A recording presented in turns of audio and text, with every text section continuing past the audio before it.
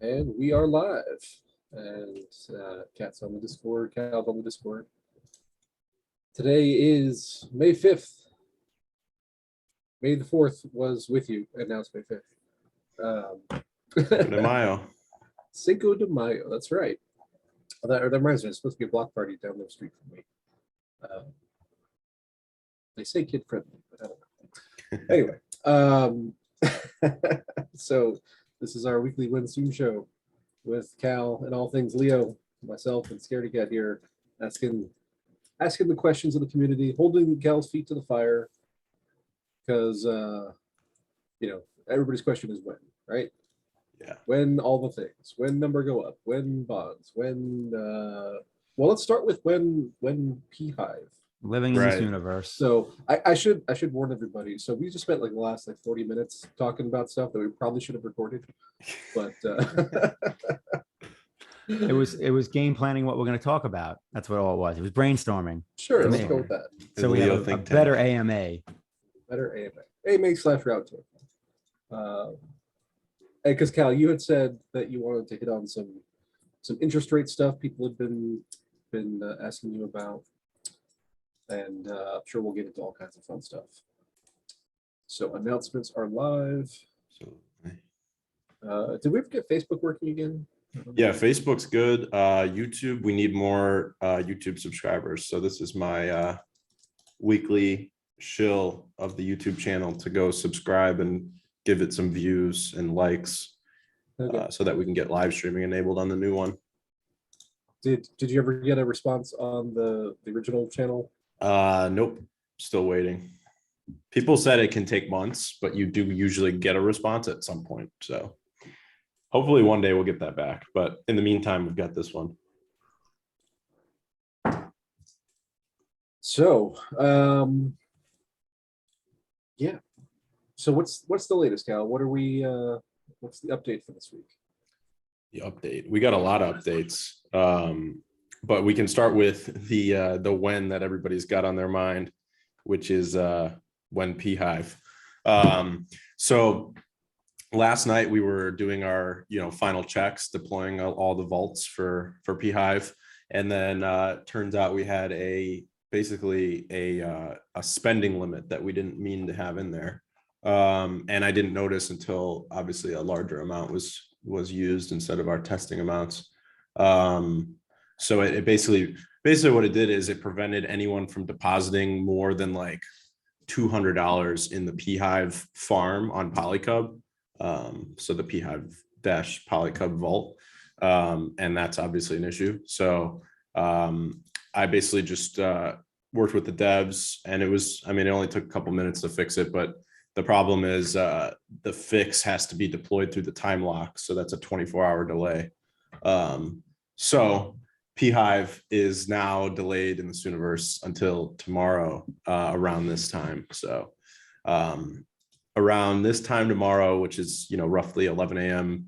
Eastern, pHIVE-PolyCUB will be live. And obviously this was supposed to be a pHIVE launch party. So if you check the titles, I renamed it to a pre-pHIVE launch party. Little pre-party. Pre-party. I'm all for the pre-gaming. Exactly. Oh yeah. Bring a road dog. So Cal, why pHIVE against PolyCUB but not against USDC or something else? That's a great question. So this new direction that we're taking is pretty much, it's kind of a full 180. It's a full scale change for the whole platform. Sorry, I got to do something in a second. It's basically a full scale change for the entire platform. And what we're essentially doing is, with the launch of PHBD, it really, radically changed the way that we were looking at PolyCUB vaults and the way that value was essentially generated and value accrual for the whole platform. One of the biggest things that we basically saw with PHBD is that it's generating, massive revenue for PolyCUB, for PolyCUB's POL every month. So PolyCUB's protocol and liquidity. And that is being generated just from about, 350K in PHBD-USDC liquidity, or about 180,000 HBD being wrapped. So it's pretty incredible to see how much revenue that can generate on a relatively small amount of HBD. And obviously, if you watch every single day, there's more PHBD-USDC liquidity being added. And I do think a lot of that just has to do with there's a very low amount of liquidity of HBD out there, and PolyCUB is basically soaking up that liquidity as it comes onto the market. So as people are earning from post rewards or buying on the open market in the different places where you can get it in low amounts, I think PolyCUB is kind of soaking up what's floating out there. So there's about 9 million HBD liquid out there right now. And PolyCUB, I just saw Taskmaster drop this post today, right before we jumped on here, and PolyCUB has essentially soaked up 2% of the floating HBD supply out there, which is pretty solid for about less than 2 weeks of being live. So this new direction is really important because of this kind of value accrual model. So I put out this post on the LeoFinance account talking about value accrual and the vaults, basically the vault dynamics. And with the original Kingdoms vaults, basically there's one method of value accrual for PolyCUB, and that is management fees. So Kingdoms basically accrue a 10% management fee on all liquidity revenue that comes in, basically on the staked assets. So that's good. It's not great. And basically when PHBD went live, it started outperforming the 10% value accrual from Kingdoms almost instantaneously. There was pretty much instantly over 100K and then 200K liquidity in PHBD. And just immediately with that amount of liquidity, and then when you started taking into account the wrapping fees, the arbitrage revenue,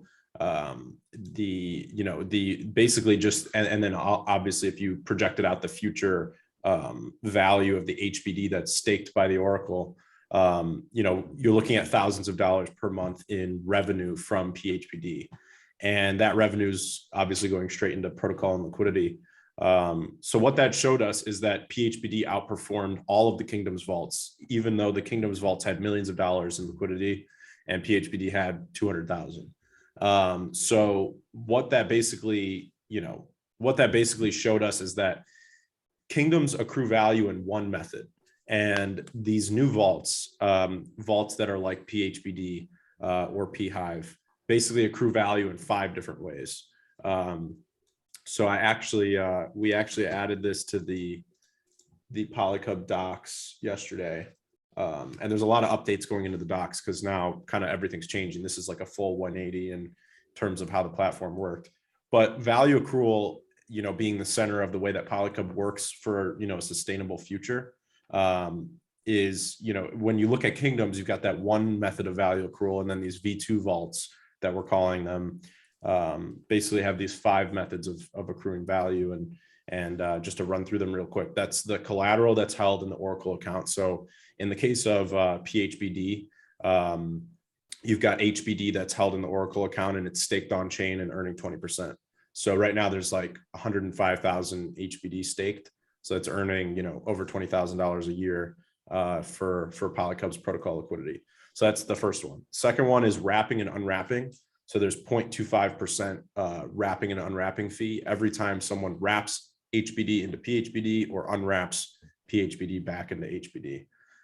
Then you've got the cross-chain arbitrage. So, the PHBD price is technically not tied to the HBD price. The only way that you keep those the same is through the wrapping. So you can buy HBD on the Hive blockchain for $1.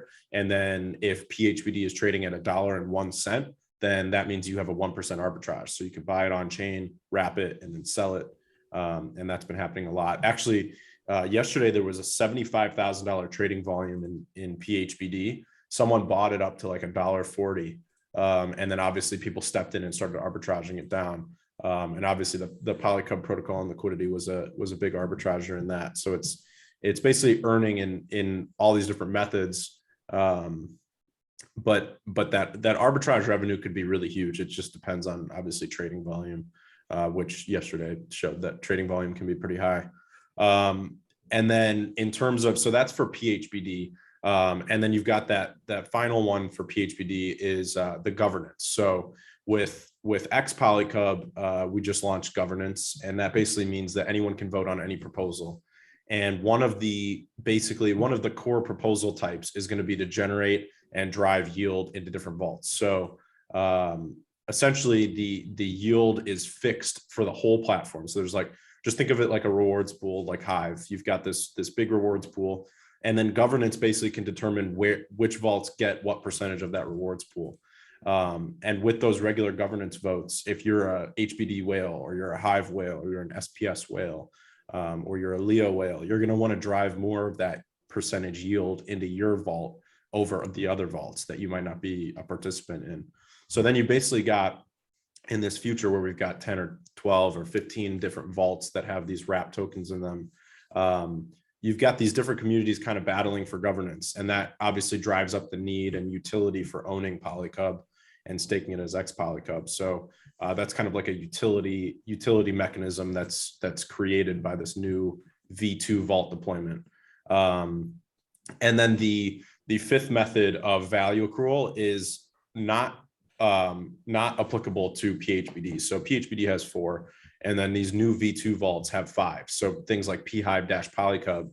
The fifth method is the utility is being PolyCUB is the base LP asset. So obviously, if you're going to pool pHIVE, you're going to need an equal amount of PolyCUB to go against it. So when we launch, pHIVE, PSPS, pRune, PLuna, all these different multi-token bridged assets, we're going to be looking at a whole new platform where everything's LP'd against PolyCUB, and then obviously that creates a lot of effects. So the first effect that is obvious is that every single vault that gets added, every dollar that goes into those vaults is creating liquidity for PolyCUB trading. Right now, the liquidity is about $300,000 total for PolyCUB, and that's very low. So we need that to go up, and essentially this new model is going to ensure that every single vault on the platform adds to that liquidity metric. And then the second obvious impact is that when people earn yield, a lot of times, like say for the kingdoms, they're going to dump it back into the kingdom that they're in. So if you're in the WETH Bitcoin kingdom, you're going to earn your PolyCUB yield and dump it back into WETH Bitcoin. And that's obviously not very beneficial for the platform. So with this new V2 vault, 180-degree turn, we're basically going to start seeing all the yield that's earned in something like a pHIVE-PolyCUB vault. Let's say that you are, just dumping every PolyCUB that you earn, which is not how every, yield farmer works. But let's just say that in a strict world, everybody's just dumping all the PolyCUB they get. Well, they're dumping it, but they have to dump it into pHIVE-PolyCUB to, compound into their base assets. So that means that, first of all, only half of their PolyCUB is getting sold into pHIVE. And then second of all, every dollar that they dump into that pool is creating more liquidity for PolyCUB. So they're essentially adding to that value accrual in the long term, even though in the short term they may be hurting the price. And then obviously in the long run, they're going to need X PolyCUB for governance. And then if they obviously want to start doing the collateralized loans. So essentially this, if you take a step back and look at the bigger picture, this multi-token bridge idea just feeds into the overall mission of PolyCUB, which is to create deep utility against intense scarcity. So there's only 7 million PolyCUB that will ever exist, and essentially this multi-token bridge model just creates these 5 value accrual mechanisms where PolyCUB is continually earning every single month. And obviously, with such a limited supply of PolyCUB, every dollar that accrues in value from these vaults is immensely important.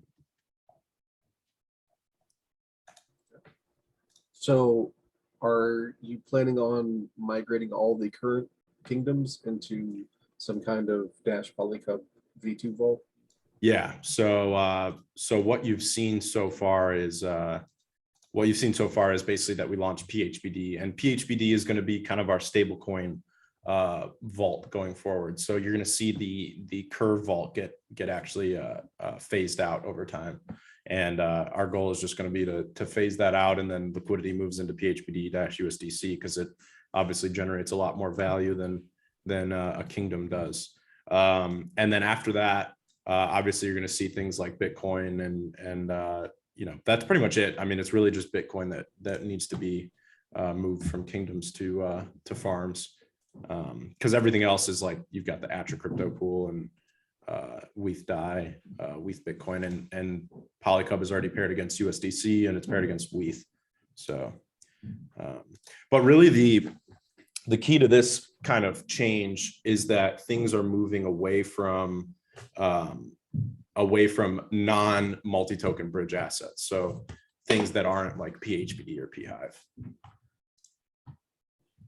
When you say move away from the curve pool, which one are you talking about? You talking about because you were talking about Bitcoin and WETH, but are you talking about like the tri pool? I guess I was kind of lost on which one you were referring to. I think we lost Cal. There he is. Yeah, I had to do something real quick. You were talking about the WETH Bitcoin one? Well, no, I'm just saying you said something about phasing out the curve pool, and I'm like, well, Oh, yeah. Kingdom. Yeah, the Curve stablecoin kingdom. So we're phasing that out and Really? phasing that out and into PHBD-USDC, which earns more yield than the Curve kingdom does right now, and also generates a lot more value for PolyCUB. 100% makes sense. Also limits options. So if that's the case, is that eventually going to happen on Cub DeFi as well? Most likely, yeah. Well, while during our pre-game chat before we went live, you were saying how PolyCUB is the test net, right? And eventually, once you settle on features and strategies and whatever, all that will be ported back to Cub. I guess the question is, like, I know if I say when, then you just say soon, but like, how do you know you're there? Like, at what point can you say, okay, this feature has been battle tested and we're going to bring this back to Cub? That's a good question. Essentially, what we're looking for is to create massive sustainability for PolyCUB. So I think when you see 4 or 5 of these V2 vaults deployed, you've got obviously we just launched governance. That was kind of a big thing to have in place. Bonding, obviously the bonding is ready, and we moved it to be launched behind PSPS so that we could get PHBD, pHIVE, PSPS. It's really going to be when we launch. The time when we migrate things is going to be when we've launched a significant number of these vaults, and we're very happy with the direction of PolyCUB, and that obviously is indicated in a big way by price, but not entirely by price. It also has to do with revenue per month that they're generating. PHBD is generating a ton of revenue right now for PolyCUB. It's generating multiples in terms of revenue that the kingdoms generated.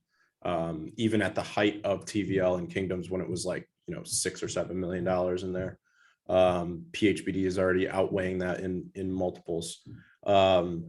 So really this whole idea kind of took shape when PHBD launched. It really, and you can read about that in those LeoFinance posts. It radically changed the way that we looked at vaults and dynamics on the platform.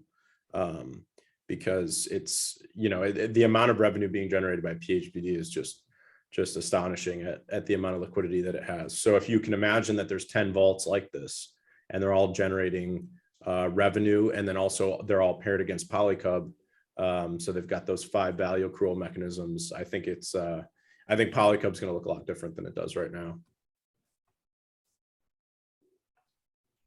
Yeah, and I know some people have asked about the protocol owned liquidity. When can we get some insight into how much is in there? Because I know even like if with the address on Polygon, that's not going to be the entirety of it, because there's also now earnings on Hive with right HBD staking and everything.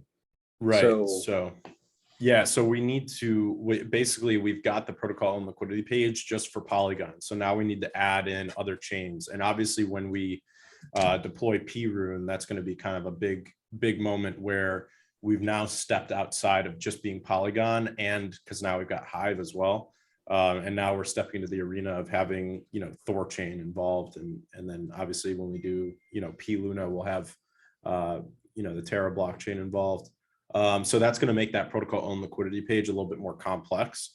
The goal is to make that data very complex on the back end. So, I mean, obviously we're going to be feeding in from all these different chains, but on the front end, we want to display it. And you can go to the PolyCUB docs to see a mock-up of what that looks like and the current page and how it works with the Polygon network.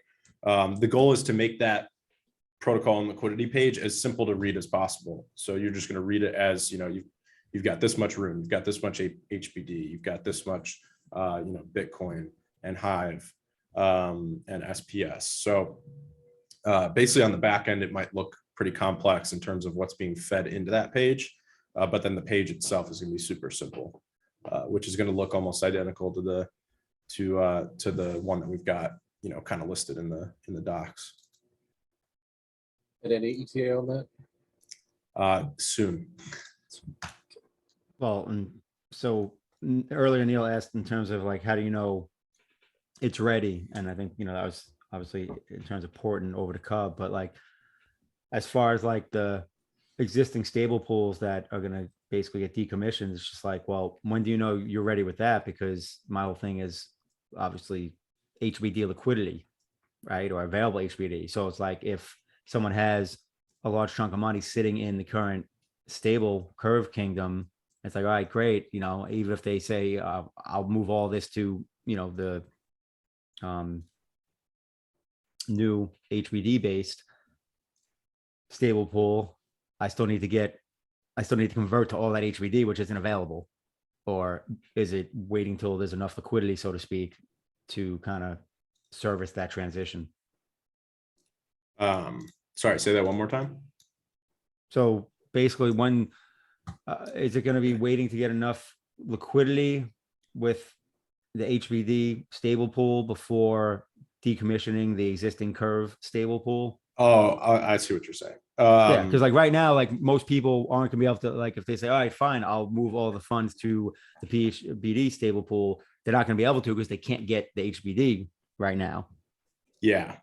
Yeah, that's exactly what we're doing. So, that's why we chose for actually someone asked me this yesterday. That's why I asked you again.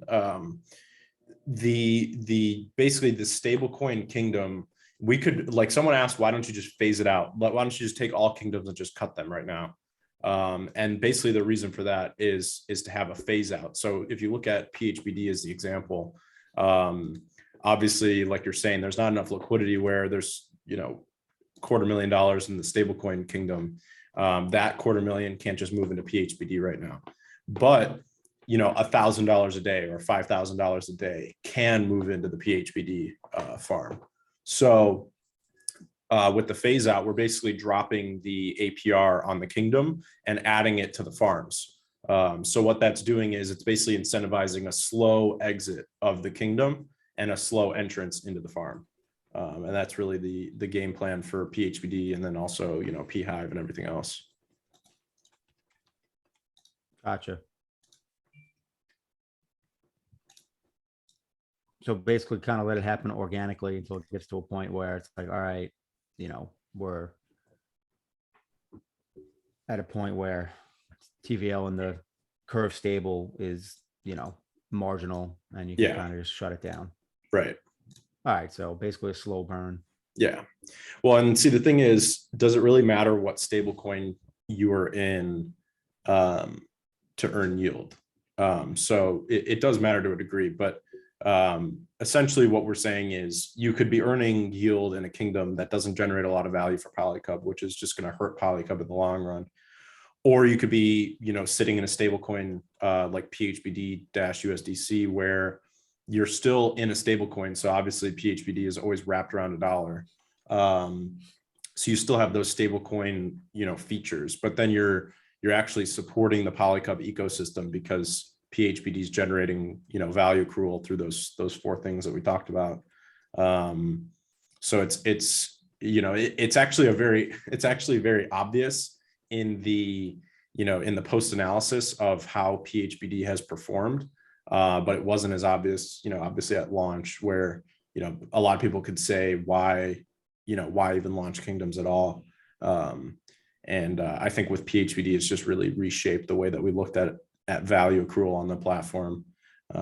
It's really just, it's mind blowing how much it generates on such a little amount of money right now. And the fact that just keeps growing every day is really encouraging. No, it totally makes sense. So really just the liquidity issue was kind of the only roadblock, but like you said, just slowly migrate over time. Yeah, I mean, there's a challenge with that because, a lot of these stablecoin participants are, large whales. And so, so if I've got 100 grand, do I want to do 1, 2, 3, 4, 5,000 a day? The answer is no. Right, So exactly. I mean, I don't either. I mean, I just want to move it all in one day in one chunk. Yeah. Now so now that HBD paying 20% is a thing, the next roadblock that obviously we're seeing is actually buying it. Because the 3.5 day plus 5% fee, conversion for PHIVE, that's just a non-starter, just completely out of realm of possibility. What could work is if, Smooth had commented on one of your posts, Cal, that the HBD stabilizer program is selling $160,000 of HBD a day into the internal market. And so if you bid at 1.005, then you could fill that amount per day. The problem with that is that it's priced in Hive. Hive is a volatile asset. Right.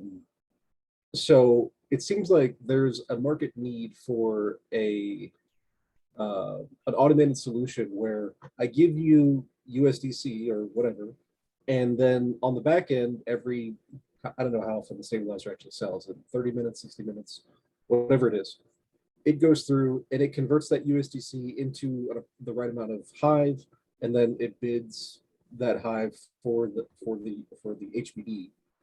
And so you'd be paying trading fees of some kind to get that USDC into the Hive, and then you'd be paying 0.5% premium, but at least you'd get some. So all in maybe 2-3% slippage.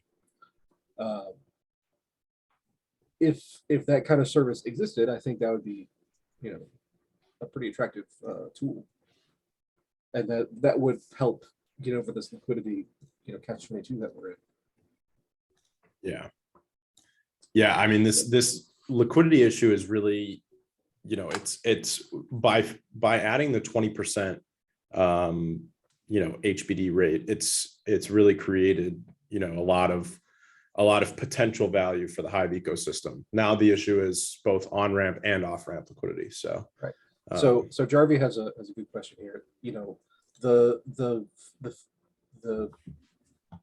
value that is being created for PolyCUB with the HBD, is it high right now just because people are doing the wrapping, unwrapping, and that will go down as people just kind of sit wherever they are?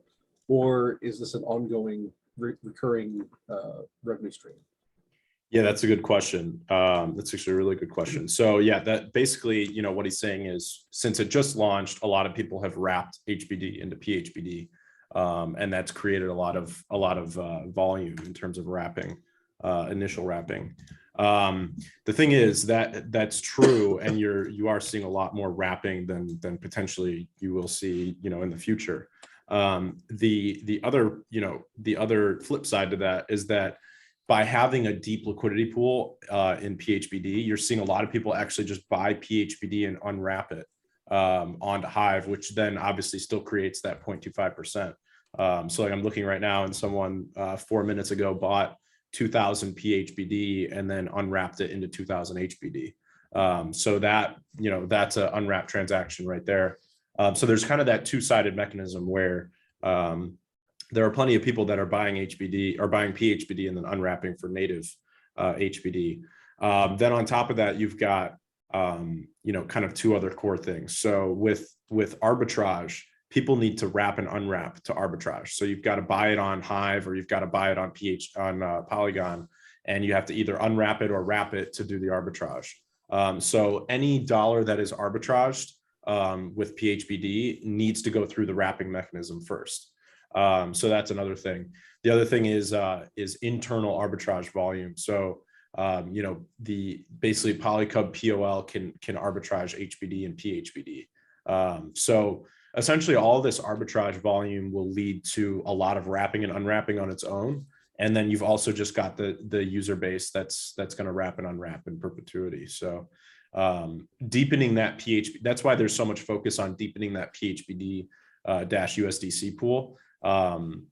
You know, a big reason for that is that the deeper it gets, the more wrapping and unwrapping volume there's going to be, the more arbitrage volume there's going to be. And then obviously, like Neil's saying, when you've got a deep liquidity pool, you can actually service whales coming in and buying, you know, $10,000, $20,000, $100,000 worth of PHBD.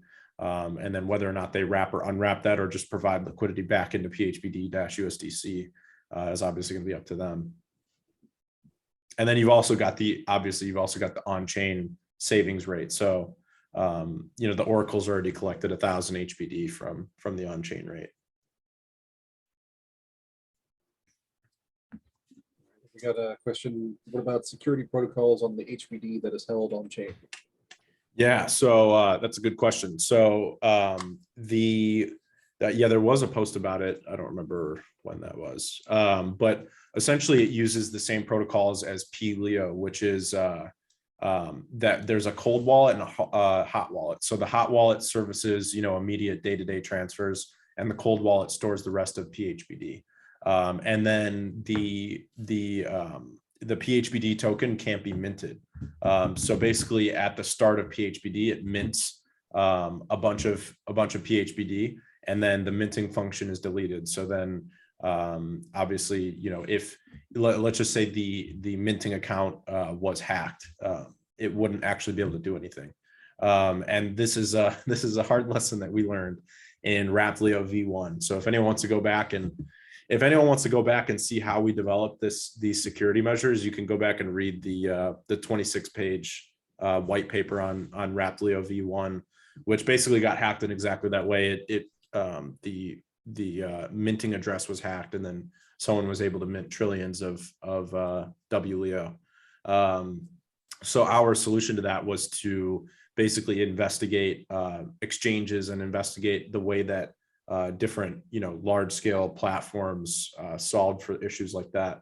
And one of the big ones was to delete the minting function and have a cold wallet and a hot wallet. So that's. And then what about on the Hive side though? Is there multiple accounts there? Is there multi-sig? You know, who has the keys, all that stuff? Yeah. So there's a couple security features. So one is that the front end doesn't engage in any transferring on its own. So there's actually there's basically two separate instances where one handles the Oracle and one handles the front end. That's another thing that in Raptleo, we basically did a big security audit of Raptleo, and these are the systems that we came up with the auditing firm, which was basically that we needed to create, you know, multiple safeguards, and one was splitting the UI. So that was a big one. On the Hive side, there's the PHBD account, which is actually, you know, with the savings rate, with the savings function, we're actually securing all the HBD that's being saved, because even in the scenario of, you know, the Oracle getting hacked, they can only take what's liquid. So even in the unlikely event of that, you know, they can only touch the liquid, they can't touch the saved. You know, they can initiate an unstaking, and then obviously we'll just recover the account, and then that's that. Then there's also a cold storage. So we haven't actually implemented the cold storage one yet, but there is a PHBD cold wallet on chain. And basically, once we reach a little bit more liquidity, we'll start moving HBD into that cold wallet, which isn't handled by obviously the same mechanisms as a hot wallet is. Yeah. Am I right in remembering that Hive actually does have multi-sig functionality, but nobody's actually built any tooling for it? Yep, it's true. Hive has a lot of functionalities that are not utilized at all. There's multi-sig. What's the other? There's another big one that I'm forgetting. Someone else might know. But yeah, Wait, there's several functions. Hive that has aren't features being- that aren't being used and exploited for the better. No. Hive is a very powerful blockchain, but Yes, it is. it's limited in some ways. That's Steam what we're is trying to also a very fix. Powerful with blockchain. PHBD. Yes, hopefully. I'm Yeah. tired So- I'm tired of being North Korea. Yeah, if someone wants to build the automated HBD buyer that I was talking about, let me know because I would use it. I would use it also. I'm gonna need to use it. So that'd be good. Calling all Uh, devs. Calling all devs. Build a HBD buyer. Yeah, absolutely. So while you were talking about migrating to these kind of V2 style vaults, I had this thought that if you've got all these different liquidity pools against PolyCUB, and you're doing any kind of buying and selling with PolyCUB, it becomes ever more critical to use a swap aggregator like Paraswap or 1inch or whatever, so that you can migrate, sell through all the different pools optimally. Because there's only so much PolyCUB that's going to be around, and each pool is going to be taking a chunk of that liquidity. So if you're trading through one pool like on SushiSwap, then you're going to end up with higher slippage than you would otherwise. Jarvis saying, am I saying put a bid in with USDC for PHBD? No, I'm saying put in USDC into some kind of system. That system then hourly or however often buys Hive and then uses that Hive to buy HBD in the internal market from the stabilizer. So there'd be a multi-step thing there. I mean, you could do a similar kind of thing with PHBD, but obviously it's not going to be as regular. That's a whole other thing. I think all AMM systems are in desperate need of stop market orders. So a lot of people are familiar with stop limit orders, where it's like, okay, execute a trade at this price. But a stop market order is the price hits a certain value, and then you execute the trade at the market. Because really all AMM trades are market trades. But that's a whole other soapbox that I've been trying to convince people, a couple devs I know, to do, but they all refuse because they say, oh, there's technical challenges. And whatever. I don't care, just build it. But, I guess the fear with that is because with market orders in, decentralized land, you a lot of times run into liquidity issues. So you're leaving yourself exposed with a market order. well, yeah, I mean, you'd have to put in some kind of parameters for, maximum True. slippage you'll accept and that kind of stuff. I guess that's what makes it complicated. Yeah. Coding wise. And you'd have to read the balances inside the LPs, like moment by moment, to see what the actual current price is. But yeah, limit orders are fairly common. I want stop market orders. It's a different thing. Yeah. But anyway, that's a whole other soapbox of mine. Resilience has said Pancake Swap has functionality of limit orders. Yeah, I don't. I have not checked limit orders on PancakeSwap. I've checked other places. Interesting. But yeah, the AMMs, I'm a huge fan, but there's some additional things that we need to. Yeah. Well, Wow. the technology is still new. So that's Exactly, I was the gonna cool say. thing, is that we're on the bleeding edge of it. Yeah. All this stuff has only existed for a couple of years now. Yep. I mean, what's like one of the OG is Curve like the OG or at least one of the OGs? Yeah, And that's been around for what now? 2 years, 2.5 years? something like that. Yeah. I mean, Uniswap's technically been around since like 2016, but it like did nothing for years. Yeah. And then it caught fire all of a sudden in 2018, 2019. Sounds like Steam and Hive, except for the didn't catch fire part. Anyway, that's my last shot and rib at Steam and Hive. I'm done. Obviously, I am a Hive lifer. I ain't going anywhere. I ride or die, for better or worse. Yep. Just waiting for the better. Thought that was the last one. Now I'm done. Now, okay. So yeah, I mean that's all interesting stuff, Cal. You know, the when a team lead says, okay, we're doing a complete 180, that brings anxiety into into people. But I like that you know, there seems to be a clear plan at this point. So I mean, you talked about HBD, PHBD, you know, Polygon versions of HBD, Hive, Room, Luna, SPS. You know, how I don't want to say when. You know, what do you see as, you know, the total scope of this migration path from V1 PolyCUB to V2 PolyCUB? You mean in terms of timing? Yeah.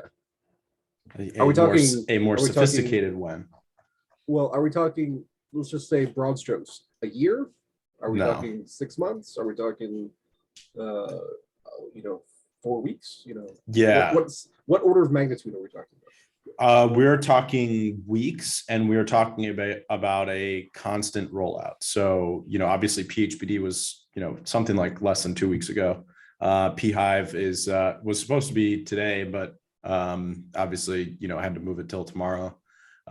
So, you know, you'll get pHIVE tomorrow, and then PSPS should be next week. Obviously, I love saying next week, and then you never know. That's the thing about software. You know, when you're building software, there's, you know, thousands of issues that can come up that you obviously can't predict. So I think people get frustrated with the timelines and the whens and soons. That's why we've created so many memes. I mean, our titles are memes of it. The thing about software is that nothing ever goes as you planned. So it's very fun to build software, but it's also very frustrating because any small issue can cause a delay, and things just get pushed back, and then you got to fix something, and then another issue comes up, and then you got to fix another thing, and then it's basically just my life is basically a constant game of whack-a-mole. So that is what software is like. So speaking of small issues, you know, so we had the governance vote, 30-day lock is now in effect. The people who have had PolyCUB, some have been able to claim without penalty through the contract directly, but the UI isn't working. So what's the status there? Yeah, so I've clocked a few addresses, basically like I think there's like 3 right now that haven't been able to claim through the UI, but they are able to claim through the contract. Obviously, the contract will let them claim on the back end, but you know, I'm trying to figure out. It's kind of similar to the airdrop thing where some people go to the UI and the button is grayed out. And, you know, there's, you know, again, leading into that software question, there's like, you know, 1,000 reasons why that could happen, which is why we have to investigate each one individually. So like sometimes with this grayed out button, whether it's the airdrop or this claiming thing, a lot of times it has to do with the Polygon network and the timing of it.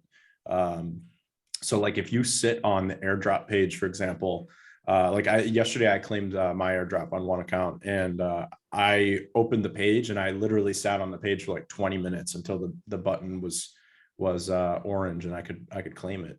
And the reason for that is essentially the Polygon network. It's continuously trying to read that API from the smart contract, and it just keeps failing out and failing out. And if you read the server logs, it just looks like, because with the airdrop specifically, it's an API that's connected to a server. So that server is basically interacting with Polygon, the blockchain, and it's basically continuously trying to read that API, and Polygon just keeps feeding back an error, and then it feeds back another error, and then it just keeps erroring out until eventually sometime within that 20-minute span, it said, oh no, it's here now, and then it works. So it's kind of like luck of the draw on that. And obviously we haven't had that issue on Binance Smart Chain because Binance Smart Chain is more stable. So there's some frustrating things when it comes to that. Yeah, with this claiming issue, it's basically that. So now we're playing whack-a-mole with this claiming thing and figuring out basically how to make it more reliable. But that we're going to push a fix. I know that one address that we investigated already, we figured out was a local issue, and then basically we helped the person individually fix that. But then with another address that I just looked at this morning, we figured out something that we're going to have to push a fix for on the UI. But yeah, I mean, if you've got PolyCUB, and a lot of people think that their PolyCUB was 30 days. I've gotten plenty of support tickets like that where they think that it was 30 days, but it was like 24 days. So that is an indication to us that we need to put something in the UI that has like a countdown for when your claims can happen. That's a very complex question though, because if you harvest every single day, then every single harvest has a different unlock. So Well, you should just show the next one. That's right. really all Yeah, next unlock X Right. time. Your X next amount. unlock is Well, and also, I mean, and not you even know, time, just blocks. I think. yeah, blocks. I yeah. think Well, and if we that'll, have the blocks, then we can give it time as well. So yeah. Oh, I mean, that would be super helpful, but I think even just having word out in terms of an easy way for people just to check based on contract, because then you'll get a little less of it. I mean, I have to do that myself. I was just saying that in chat. Like, I'm pretty sure I don't have anything that's clocked 30 days yet, but I don't technically know. I'm just going off of memory from, when I basically started just holding. So User error will always be with us. oh yeah, exactly. So it's like, what can we do to reduce user error? So, I mean, whether it's just looking at contract tokens or looking at, obviously UI is super easier, but until that exists, it's like, how can we, ease the pain for, user inquiries and tickets. Yep. So, because there's always questions, especially like, and circling back to what Neil said earlier about the kind of like the anxiety, so to speak, when there's big fundamental changes. I mean, that's a valid point. I mean, when we were pre-gaming, it was just like, wait, hold on, what's happening? Because like you build this whole investment thesis, which, I've personally done, I'm sure others have done. And it's like, all right, we're making this big change. All right, what does that do to this investment thesis I just built out that I planned on working for the next year, 2 years, or whatever it is? So, I mean, I definitely had a moment of anxiety and probably sounded a little negative in the pregame because I'm just like, wait, hold on. What's happening? So, because, you build a game plan, and, you get your ups and downs with that. So, when that game plan is going to change, you're like, well, shit, what just happened? So I get, where there might be some anxiety for people out there, but at the same time, from a technical aspect of it, you look at it, you're like, all right, this is a good change in terms of value add for PolyCUB. Like that's a no brainer. It's just like, all right, how does this affect the, investment thesis for people in terms of the way they've gone about building out their exposure to PolyCUB and CUB and where they have their funds deployed. So yeah, well, but in the that's end, the number go up fixes number go everything. It does fix everything. Yeah, I mean, even in the last couple of days, PolyCUB went up like 25%, and you can tell the sentiment changed instantaneously from oh shit to oh maybe this is gonna fix itself, and now we're kind of sitting at that sentiment. So yeah, it's that's the thing. If you only watch price, your life can be very negative and depressing, or it can be very positive, or it can just be the most likely scenario where it's very positive for a little bit and then it's very negative for a little bit and then it can be positive. And I've obviously met a lot of traders in real life, and they have very there's a reason why traders are some of the most depressed people you'll ever meet, and it's because of these mood swings. That's why I don't trade anymore. I did the day trading thing for a long time. I call it a young man's game because it's an emotional roller coaster, and man, when you get older, it just ain't worth it. So day trading is great in your 20s and 30s. After that, it sucks. Yeah. I mean, it sucks, period. I mean, anytime anyone talks to me about like, oh, I want to start like day trading crypto or stocks, I'm just like, just don't like complete noobs. And I'm like, why would you want to do that to yourself? I'm like, just learn how to actively invest, build long-term positions, and, constant, and then once in a while, just, trade around them if you want, but day trading is a grind. Absolutely. And yeah, like you said, emotional roller coaster, focusing on price, but you're gonna have your ups and downs in your long-term investing as well. I mean, it's like, all right, I'm gonna hold XYZ, whatever it is. Let's say Rune, for example. I'm gonna hold, like, I'm holding Rune, right? Like, I'm holding Rune long term. I think Rune's gonna be at $100 at some point, right? So when Rune was up at $12, it's like, oh, sweet. And then it's like, then it goes down to fucking 350. You're like, oh fuck, right? But in the end, it's like, I don't care because I still believe in Rune. I know what's going on with it. So I think that's where the anxiety, comes in with people potentially, is that, all right, I'm in something, I'm holding long term, I'm holding the ups and downs, but then you're getting a complete change in what that platform's going to do. That's when people just get crossed up for a minute. But then when you look at it, it's like, all right, these are value add changes. Yeah, for sure. Speaking of long-term positions going up and down, the the entire market has, round trip and then some from the Fed meeting yesterday. I even looked at same thing with stonks too. I haven't looked at them. Yeah, S&P is down 3.3%. I was really hoping we would get like a little bounce through the rest of the week, because then I planned on shorting the shit out of the S&P. It looks like that opportunity is not happening. Yeah, Bitcoin's down 6.25. A lot of alts are down 7 to 10%. PolyCUB's up. PolyCUB is up 1.43%. Wow, you weren't kidding. Yeah, I just brought up the S&P chart. It gave it all back. All of it, and then some. I wasn't looking for much more. I was looking for like one or two modest green days to get us back up to 4,400 on the SPYs. And then I was going to put a short on the SPYs for the first time in like over a year, because I quit after losing that fight multiple times. Yeah. So for those who don't follow the financial news, there was a interest rate change by the Fed yesterday. They raised short-term rates by half a percent, 50 basis points. And during so they do this release, they have like a pre-planned commentary that they release every time. And then there's a press conference afterwards. And, whenever they start talking is when things kind of go to shit or do go really well. and the market liked what they had to say yesterday, because they said, basically expect 50-point hikes for the next several meetings, and but 75 basis point hikes are not something being actively considered, which the market interpreted as they're not going to raise by 75 points, which is not what they said. But but the market ripped, one after that, and but now it has turned all the way around and come back to actually below where it was yesterday. So, and I was just looking at an article saying that it's a game of squeeze, basically, which is when there's futures and options expirations, then some are underwater and some are in the money, then the market moves in order to minimize pain. I don't know if it's actually true, but it's just one thing that I'm reading. So Cal, you had mentioned that you got some text messages from people asking about interest rate stuff.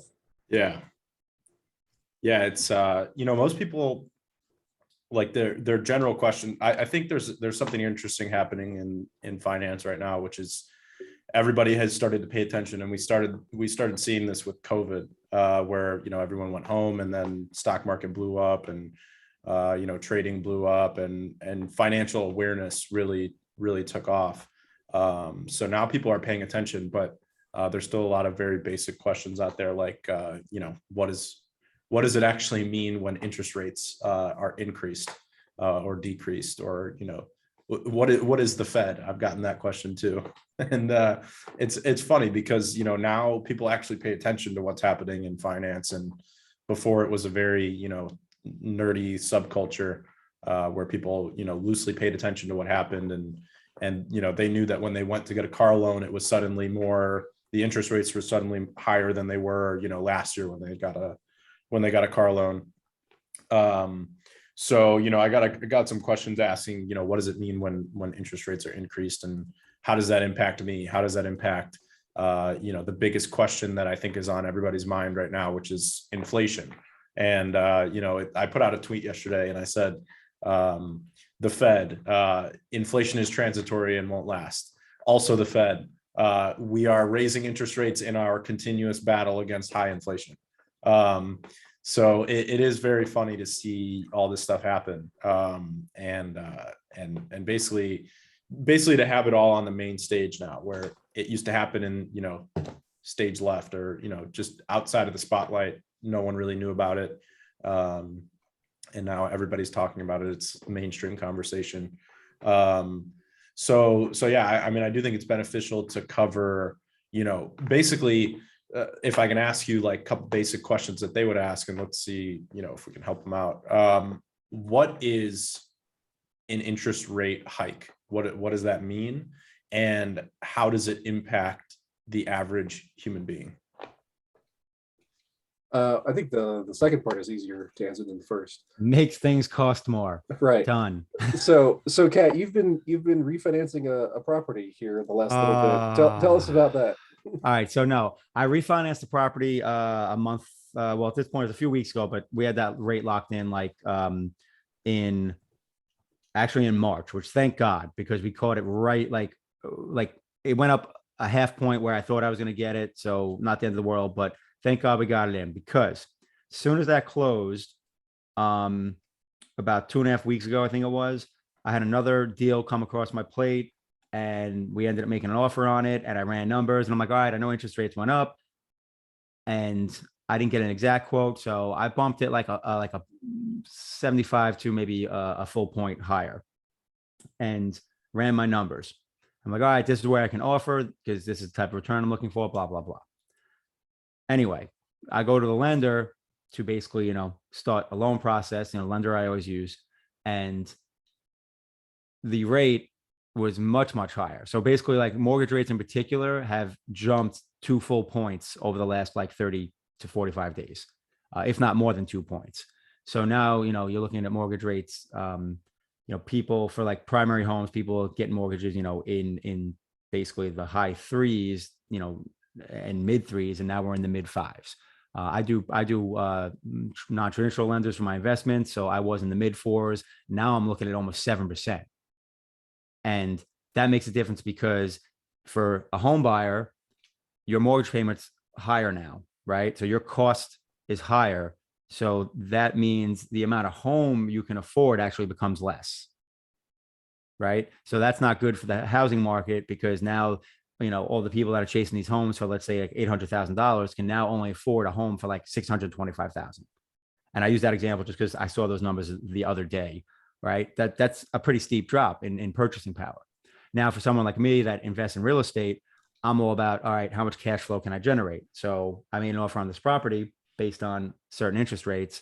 And now the interest rate is about 1 to 1.25 higher than I thought it was going to be. That's going to knock down my potential monthly cash flow like $100 to $120 per month, which doesn't seem like a lot of money, but it is, because you're generally trying to cash flow a couple $100s per door. So if you lose $120, all of a sudden it kind of wrecks your return. And I also had some other surprises with that one that made it worse, but that's just the interest rate part of it. So it impacts investment returns, it impacts buying power. And then obviously it costs, your costs, like the simple one Cal was talking about, it's like, how does it affect me buying a car? Well, you were talking about buying a car, let's say 2 years ago, and you could literally get an interest rate on a used loan for like 4% and used loans are usually higher priced. So that payment would, let's just say $30,000 car, and your payment was going to be $500 a month. It depends on how much money you put down. Now your payment's going to be higher. It could be $550, $600, whatever it is. So it's pricing people out. So now instead of buying that car that was whatever, 30 grand, you're looking at a $25,000 car. So it's basically reduces your purchasing power. The cost of money is higher is basically the short answer to all the stories I just told. Yeah. So, what the Fed does is they control, or they try to control, what they call the federal funds rate, which is the short-term rates that the banking system charges amongst each other for for loans. So, like if Bank of America is trying to give you a car loan, but it doesn't have the capital available to create that loan, which is a whole other thing. But it goes to Chase Bank and it says, okay, we need to borrow, $20,000, from you overnight, and there's an interest rate associated with that. That's the overnight interoffer bank rate. But the higher that interest rate is, the more it costs the lender to secure that capital, the more they're going to pass that on to the borrower, whether borrowing for a car, borrowing for a credit card, borrowing for a house, borrowing for whatever. Just the price of a given dollar amount of loan is going to increase, and that translates to if you have your income as a job, which is relatively stable, your income is going to buy less financing power as interest rates go up. So I don't follow the used car markets or any of those so much, but I do look at the real estate markets, and we've seen a dramatic drop in the amount of financing activity going on over the last couple of months as interest rates have gone up in the mortgage markets. And when the Fed changes their rates on this overnight rate or the 30-day rates, then it ripples out onto all the other things. So even though your home loan might be a 30-year loan, it's still going to be affected by those short-term rates, as it percolates through the system. So, when the Federal Reserve raises rates, basically what they're doing is they're putting pressure down on prices of, anything that's financed, which is, pretty much anything. So do you see, so I guess a good question then would be, what do you see happening to two markets in particular? What do you see happening to the stock market given the cost of capital being higher? And what do you see happening to something like the real estate market, given that less people are applying for loans, less people are financing houses, but you do still have a shortage in homes because of the massive explosion in single family homes over the last 18 months? Yeah, I mean, with the markets, the stock markets and the crypto markets, I think that there'll be some short-term volatility, but raising rates is bearish for stocks, and a bearish stocks means bearish cryptos, because the hedge funds that are now involved in crypto are going to liquidate that first when they get problems on the stock side. It's been my thesis for quite a long time now. With real estate, there's competing factors, so I think it's harder to make a determination. I've seen a lot of people saying that we still have a housing shortage, in a lot of markets. I'm not so convinced that's true, because household formation is a big factor. People, will people want their own place versus living with their family and whatever.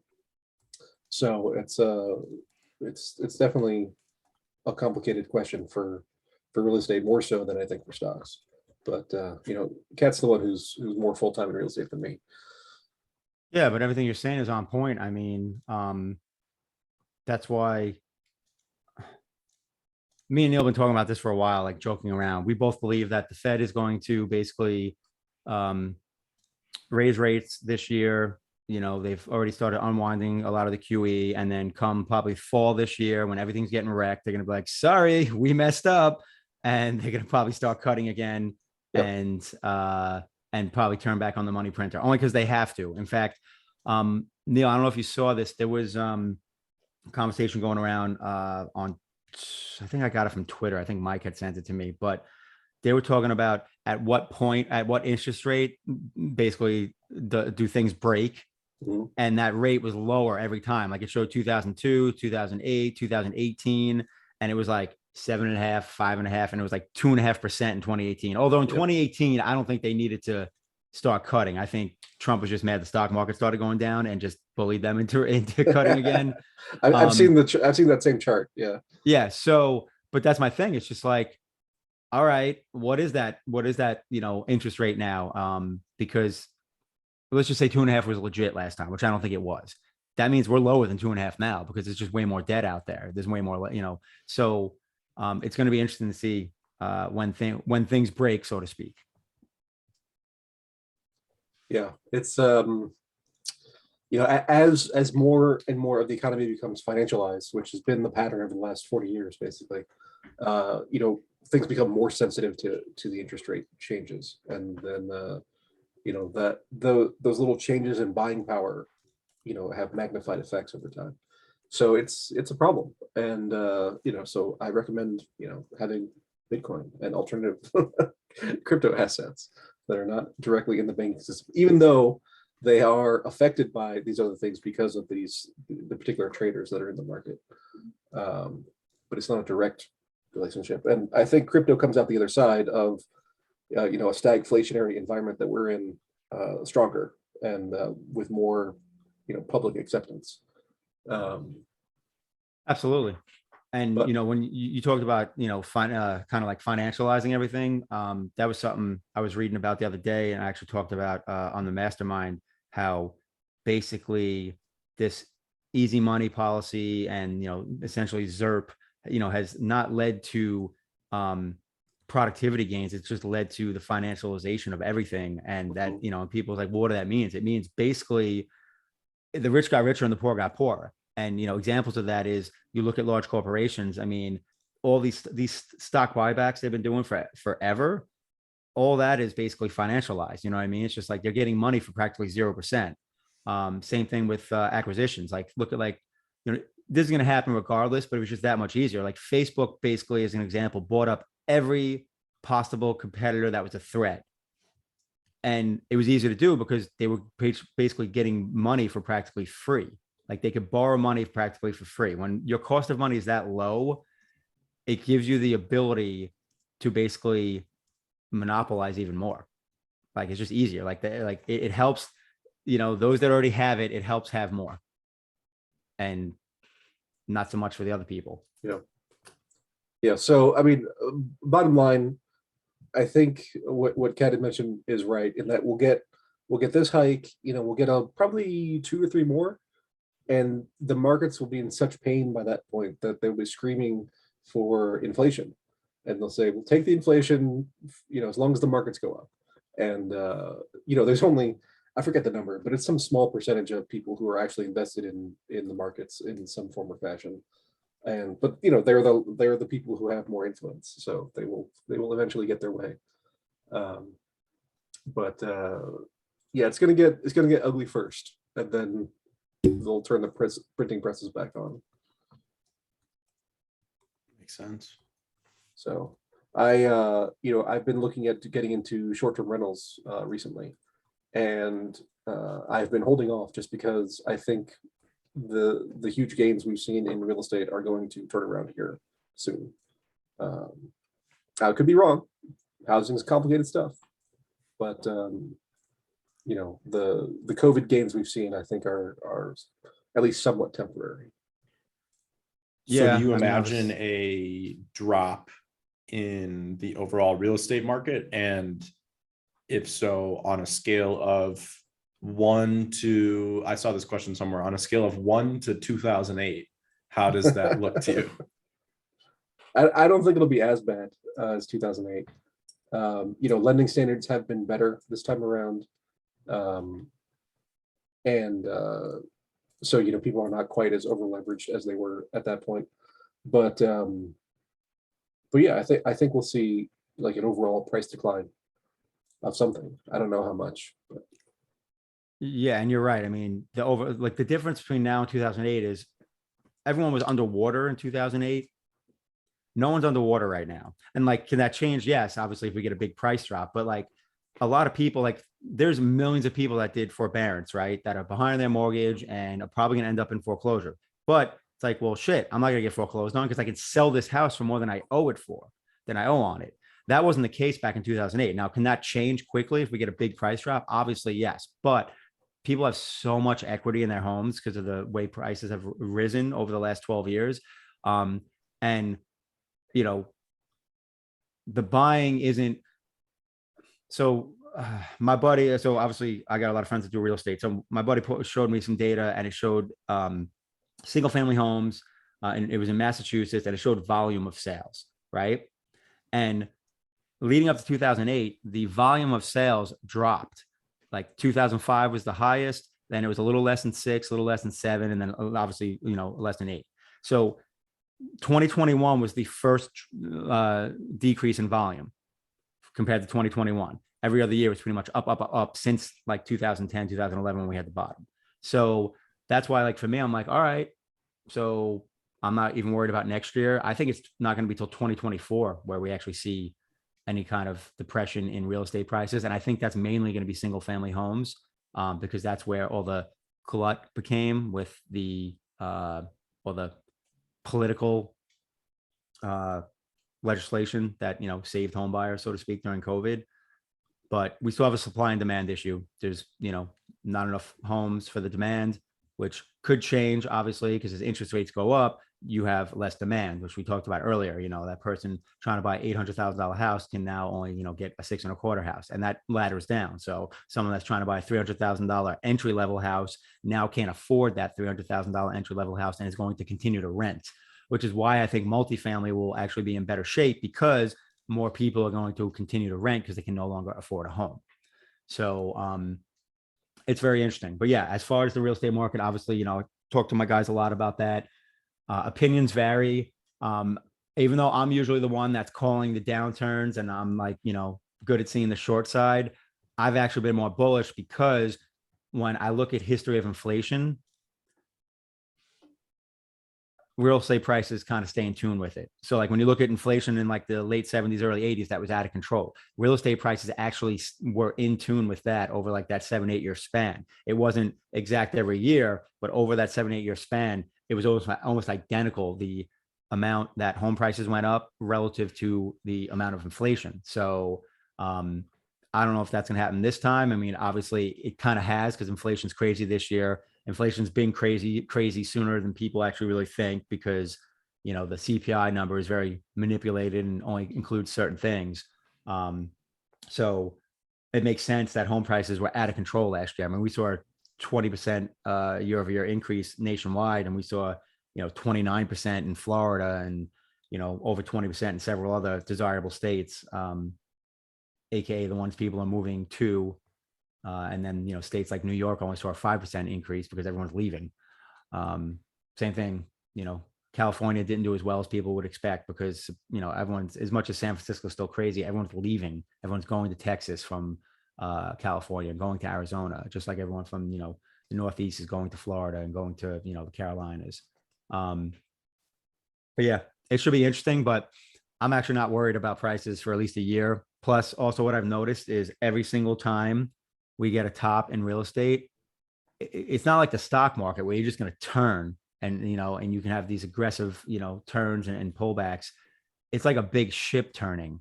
So if you look at every single real estate market top, you'll, like, if you looked at it as a chart, it's like, dun, dun, dun, and then you see this. And that this wiggle top, that's like a year to 2 years worth of data. So if we go sideways like this year, then I'm like, all right, that makes sense. We've hit a top. And again, it doesn't mean, everything repeats the way it's always done in the past, but it usually rhymes. So I'm not bearish on real estate in 2022 at all.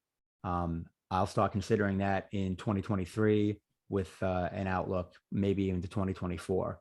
But interest rates definitely are the wedge that can, finally set it off. And it's what's going to create that, that it's called the wedge of doubt, as they say in the mindset camps. The wedge of doubt. It's the worst thing you can do to anything, any investment, any confidence. You put in that wedge of doubt and you just keep chipping it in. So rising interest rates is literally that first chip in the wedge of doubt in the markets. Yeah, for sure.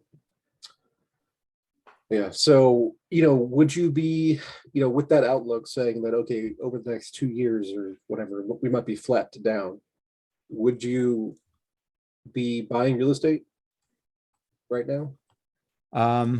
For buy and hold rentals that cash flow, yes. Flipping, I'm not very excited about. I'm also not a flipper. I've done flips, but I don't do them regularly. So me personally, I'm not looking to flip. It goes back to that the tagline. If it makes dollars, it makes sense. So as long as it cash flows. So it goes back to buying right. So yeah, I'm still a real estate investor in multifamily if it cash flows. And I mean, that transitions to crypto, right? It's like, oh, we're not going to call it a bear market, but the market's been down pretty much this year, right? And it's like, oh, like when people ask me, oh, you buying Bitcoin here or you buying Ethereum here, like, kind of just like normies. And it's at the point where I sort of hate that question because I'm just like, listen, 90% of my crypto is staked and always will be staked. So the answer to am I buying is yes. Oh, do you think it's going to go lower? I do. Why are you buying now? Because I'm staking and I'm going to dollar cost average. Like you should do the same, just dollar cost average. Stop trying to trade. Yeah. So yeah, same thing with real estate. Like, is it a good time? Is it a good time to buy crypto? Technically, maybe not. I don't know, but fuck it. I'm buying it anyway because I'm staking. I bought some Bitcoin last week. Bitcoin's lower. I don't care. I'm going to buy more and I'm going to put it in the single stake Bitcoin pool. Yeah. I started developing this theory that the human mind can only tolerate a certain amount of volatility. Yes. And so like the reason why crypto feels like everything takes years is because there's so much up and down that in the experience, it's faster than in other markets. That's so crypto veterans have been around since 2017 and okay, it's 5 years. But like the people who went through the top and bottom in 2017 and into 2018, they're not even phased by the current crypto markets, so and now that we have DeFi that we didn't have back then, which is a nice little buffer to all of that.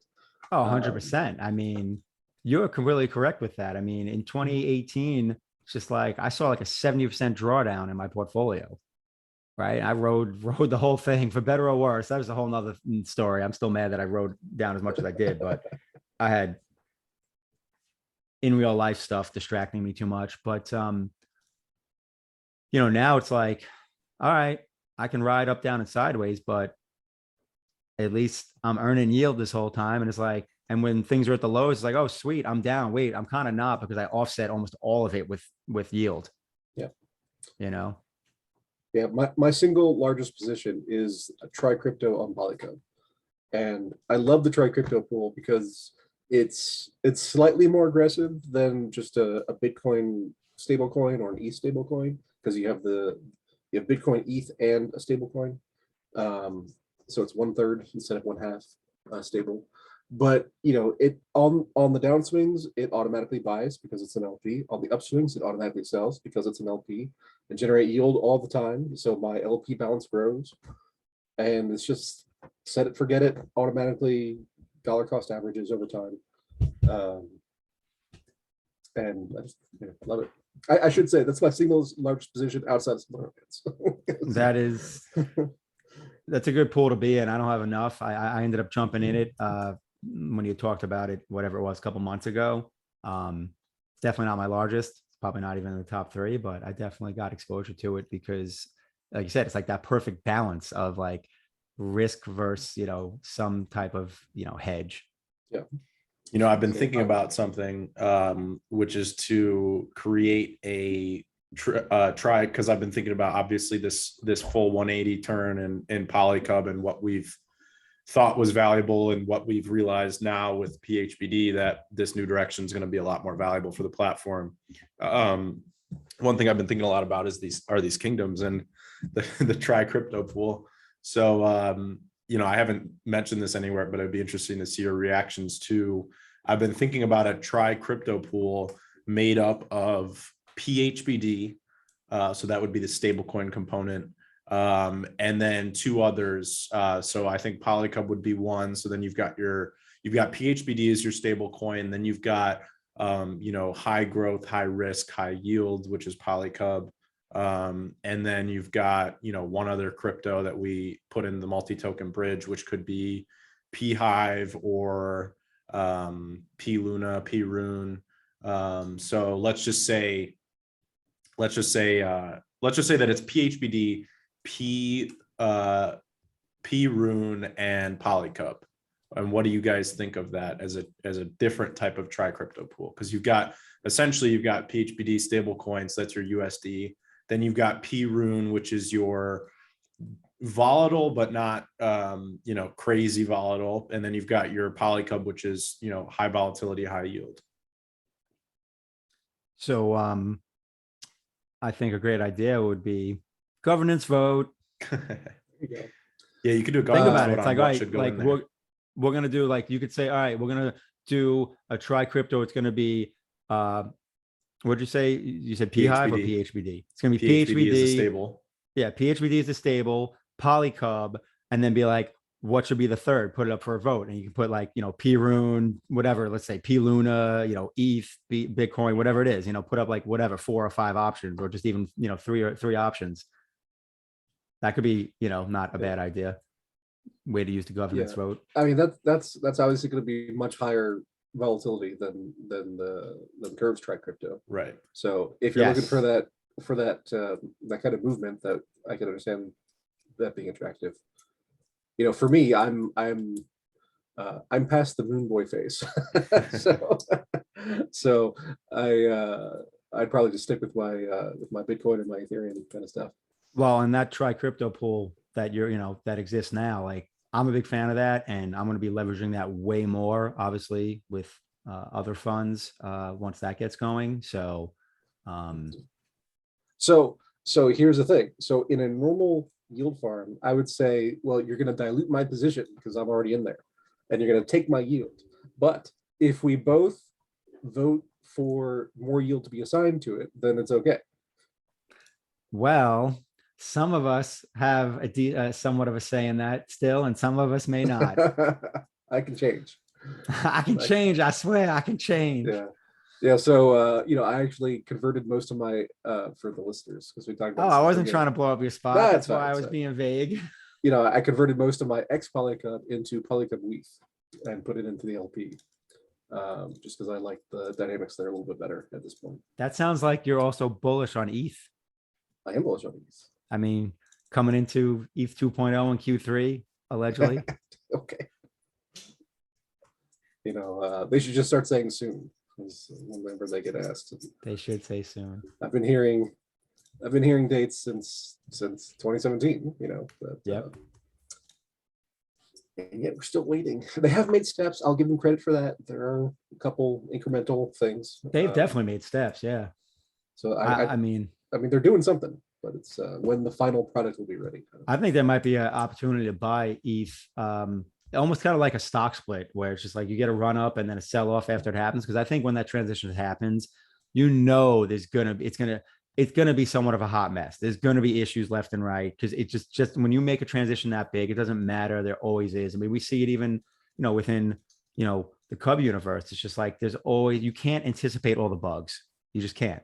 Like, you can beta test, but until you go live and you have a large group of people and a large group of wallet addresses hitting that, you can't anticipate all the issues. So I don't know if that'll negatively affect the price like it does kind of like in stock market dynamics, but I'm keeping my eye on that. And if we do see a sell-off in ETH after the transition, I'll probably be looking to buy. So speaking of coins, all right, this isn't a smooth transition. I'm just gonna say PolyCUB airdrop, just so we have official word for people and for the AMA. Has the PolyCUB airdrop officially ended? I don't believe so. I think there's a few snapshots left, but I'd have to Interesting. check. But the thing is, there's still, until the PolyCUB that's allocated for the airdrop is at 0, it's technically still reaching, you know what I mean? There's no more snapshots, but there's still claims. So that's why I'm saying a bit of a complex question, but Yeah, I wanted to get some clarity out there. 'Cause Yeah. I mean, I'm sure some people kind of expected it to end, or it's expected to end any day now. I know based on Yeah. number of days, we've already clocked 60. So, Yeah. it sounds Well, like we got a little left I out. have not claimed in a week, so I Yeah. should still have some sitting there. I And then claimed the- yesterday. yeah, and then I know a lot of people are going to ask about the block rewards happening. So obviously Polygon works, the block times aren't always equal. So it's a 30-day happening, but it can be on, obviously it can be give or take, a few days depending on block times and the variability of it. So I'll put up the countdown soon, but it's I've got the countdown open, and the countdown to the block that reduces the happening is 3 days. So that is most people were looking for that date, like right around the 6th or 7th. So it's going to be on the 8th if you want the exact date. Cool. Well, in that case, I'm gonna start yelling at my computer screen to populate damn airdrop screen. I've been here for like 10 minutes. Yeah, I just opened my airdrop screen. So Actually, it's been Waiting. longer than that. I just did. I noticed I usually, for me, I'll go on, I'll wait a few minutes, and if it doesn't, usually I have to do a hard refresh, and then after that, it'll at some point load. So we'll see. Taking a little longer than usual this time around, but yeah, well, Polygon's been having troubles this morning. I just noticed that. yes, that's also something to make note of. I was actually going to do some harvesting, and I saw with like the fees. I mean, they still weren't. It wasn't crazy, but I'm like, I can harvest this tonight when hopefully the fees are half what they are right now. Yeah, it is true. So You can always check Polygon scan and check the blocks to see if they're full or not. Blocks. speaking of, I don't Oh, know yeah. why.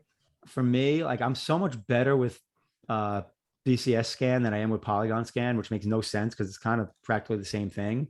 But what is as far as looking up what the locked PolyCUB and all that stuff, what's the contract address for that? Is that in the docs? Or do I just put in my wallet address and look for something specific? What are you looking for? Is there a way for someone to look to see, where they are with their locked PolyCUB in terms of timeline? Oh, Like if it's yeah, older you than can 30 days. Yeah, you can check the Master Chef and plug in. It's a little complicated, but you can plug in your address and check the Master Chef, and it'll show you your pending length. Is there a user guide for people to do that? There is not. Well, I do have some steps someone- just from tech support that I've done on it, but Someone make a post.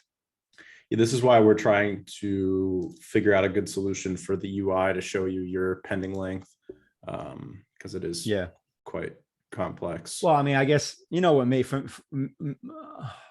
the way my mind works is I'm completely confused, and then it's one simple thing that makes it click. So in order to do that, like I understand everything you said, I'm missing in my brain how to apply that. So like, where would I go? I would go to Polyscan and I would use my wallet address. I'd search that, but like, where does the Master Chef come in? You have to. Well, this is why there's a UI needed, because I definitely don't expect people to go and figure out how to interact with the smart contract directly. But you go to the Master Chef, and then you have to go into the read contract section, and then plug in your address for pending length. And then you got to take that pending length, and then you can break it down per claim. I mean, it's likely a 15 to 20 minute process. So I would like to, I think you guys have a good idea that your next claim will be available in X time, and it's based on the next claim you have. It's not going to show every claim, but at least it'll show your next one. I mean, me personally, I'd like to just do it once, just so I have a rough idea before any kind of UI thing. I mean, I have a decent idea. I think I'm maybe like a week or so away, but it's worth me spending 15 minutes of my time just to know, because I'd like to put those funds to work sooner rather than later. Yeah, whereas me, I've been maximizing the PolyCUB pool and, Oh, you setting still- all the fees. You're still doing penalties? Oh, yeah. I stopped once. Well, I stopped a week before the vote was final. But maybe I should have kept doing it because those funds could have been working. Yeah, I mean, 30 days is just too long for me. I'm impatient. Nifty Phil said he'll write a guide. Which function under MasterChef contract I will write a guide. All I had to do was bribe people with upvotes for me and my trail. There you go. And I'm not even, I mean, I'm not really that big. I mean, I guess I'm a whale on Leo, but I don't feel like I am. But my friends are whales. Yes. So what is that? So what does he need? Just the contract address? Yeah, I'm gonna have to write it out. I can DM him some stuff. But yeah, he's gonna need a few, he's gonna need a few links. Tried that with Tony's direction. He and I both experienced it not working. I'm not sure what they tried because this is where it starts to get complicated and why, it's not something that I would push to a lot of people to try, is that you have to look for pending length. And then you have two different things that you could be looking at. You could be looking at claim unlocked or claim locked. So I would recommend waiting for a UI then if you don't already have experience with smart contracts. I would For 90, most likely just not wait for the mess UI. with it. Yeah. Yeah, 90% of the people just wait for the UI. I'm a tweener where I know just enough to get dangerous if people give me direction, but in the end, I'm just an investor. I hate anything that has to do with searching through contracts, or anything that feels like being a dev. Abdex asked, how many Leo does it take to make one a whale? And I'm pretty sure it's lower than people expect, right? Isn't it To only be like a Leo to be a whale? whale on, yeah, to be a Leo whale? How much stake Leo? Ooh, off the top of I my saw head, I have someone- no idea. I Someone's think it was got to know that. Yeah, it might have been Addicted that posted this, and this is like 3 months ago at least, or maybe it was Taskmaster. I don't remember who posted it, but anyway, I was surprised because it was somewhere. I don't quote me on this and all, but I feel like my memory was somewhere like only like 20 something thousand Leo, or like less than that even. Like it was a number that when I saw it, I was like, that's way less than I thought it would be. Yeah, I don't think it's as much as people think. Yeah, There's it not was- a lot of Leo floating out there either. So Yeah. It was definitely less than 30K because when the post came out, I had 30,000 Leo staked. So I was like, wow, I'm a Leo whale. I don't even feel like one. So I know it was less than 30K at the time, a few months ago.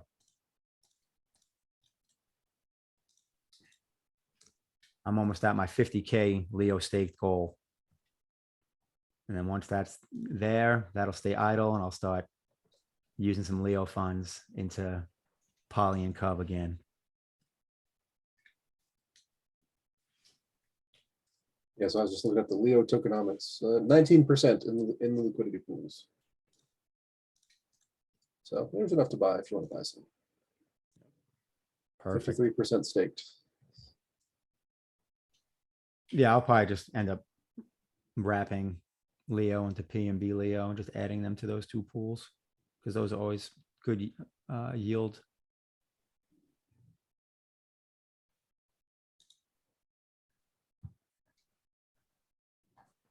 Wow, that's yeah, that is just 60. Yes, it is reachable.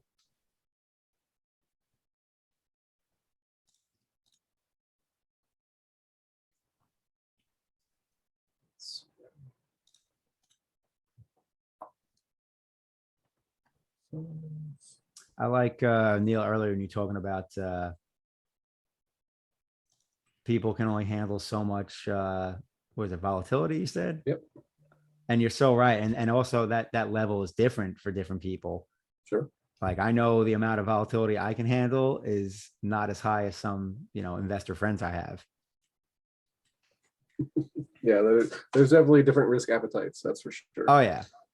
Like it definitely, like I feel like even with all the years of trading, all that stuff, like that was my biggest, Achilles heel. Like it still affects me in terms of those positive and negative swings. You know what I mean?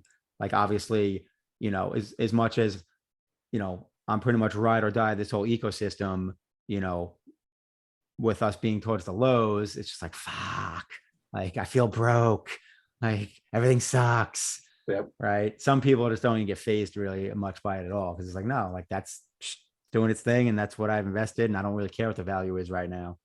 It doesn't impact me in my current day psyche. Yeah. But yeah, Well, I no, actually, different. back in January or December, I had made a loan to somebody in crypto, and he's actually paying me back now. Nice. And it's so, I mean, and it's a big chunk, but it was it's weird to feel richer from 1 second to the next. So, Starts texting Neil for a loan. if you have collateral, I'll lend you I mean, money. shit, I know it was a thing. No, Yeah. but yeah, I hear you so exactly. Like I had that refi that I was doing and it kept getting delayed and I was jammed up and I was so illiquid and I felt broke as freaking hell. And then as soon as that thing hit and all of a sudden all the capital was free and I was able to get some working capital and, take some of my capital back. It's like, sweet, I feel rich again. Yeah. So yeah. Yeah. And now that crypto mortgages are a thing, my wife's Yes. been jonesing for a new house. So it's like, Oh, I got a guy for you. you got a guy. You got a good, no, I have loans for Bitcoin. I got a guy. I don't know what, Actually, the most interesting one I've seen is there's loans for UST from. oh, well, that's just the name of it. They do Bitcoin, Ethereum, and I think, I don't know if it's all the stables. I know definitely USDC, 50% loan to value. And I'm sure it's changed because I met him a month ago, but it was like 3.5%. Yeah. Yeah. I listen, I'm waiting for a moonshot in like one of the cryptos I have. So I can be like, all right, sweet. I just got my new house money and I just take it and loan against it. Cause obviously you can't have it staked if it's, collateral. Well, so for a loan. that's the next evolution. So you take an LP token that's earning yields somehow, some way, and then you take a loan against that, and that's earning yield, just like we talked about with collateralized PolyCUB. We need to start that business yesterday. All it takes is money. Exactly. LP as the collateral, the LP. That's because that's the biggest hang up for me is I'm like, fuck, I don't want to take my money out of the LP. Now it's not earning anything. Right. And if the LP is earning enough to cover the interest rate, then you're golden, That would It's be big if. epic. Oh yeah. At some point, someone's going to offer that. Matter of time. Yeah. The trick to the whole thing is that you have to have the fiat funds to lend out. So you have to have a credit facility of some kind. Yep. Did you see? I don't know if it might have been you who posted it. I saw that. What the hell? A rather well-known hedge fund is putting like some ridiculous amount of their assets into yield farming, into like DeFi assets. Yeah. What I saw the other day was Fairfax County in Virginia. Oh, that's what it was. The pension. The hedge fund that they're putting their pension in is going to put it in. I was like, that's genius and scary all at the same time. Well, so pension funds have a long and glorious history of totally wasting their money and getting scammed by hedge funds. So, so chances are the hedge fund's going to take a nice fat chunk off the top. Yep. And but all the pension funds are built on like a 7.5, 8% model. It was huge news a couple of years ago when CalPERS went from an 8% targeted return to 7.5% targeted return, and even that's nonsense in recent markets anyway. So they have to get their earnings in order to make their actuarial models work, and so they're being pushed farther and further out on the risk spectrum. And so now they're doing a hedge fund DeFi, I guess. And but yeah, I mean the hedge funds just over and over screw the pension managers, because the people who are on the board of a pension, they're they might have one or two financial people, but the rest are just people. Like if it's a teacher's fund, there's like teachers and administrators. They don't know anything about finance. Yeah. But but yeah, so that's that's a sign of the times. It's Indeed. somewhat terrifying, but I'm sure it'll work out just fine. It'll be fine. It'll be fine. If you have a pension from Fairfax County, Virginia, or Fairfax City, you'll probably be okay. Good luck. That's what CF Closer said. Leo loans. You probably could get a Leo loan because I mean, what's his name? What is it? Neoaxin. I don't even know how to pronounce it. I He's always been around pronounce it forever. Neogen. Yeah, he's been doing he was doing Steam loans and now he's been doing Hive loans for years. Is he still doing that? I don't know. I'm pretty sure I've seen a random post of the bank of Neoxin, and so maybe he stopped, but I thought about doing it, but I'm just like looking at the potential return and I was just like, meh. Yep. Maybe that's something when, It's gonna charge enough interest to make it worthwhile. yeah. So maybe I get high enough in terms of I'm at a point where it's just like, all right, I don't even need any speculation and whatever it is, 10-12% is money. Yeah. Well, the people who do all the hard money loans, right? They have enough, so they make their spread, and that's good. Yep. Well, that's ex PolyCUB collateralized lending.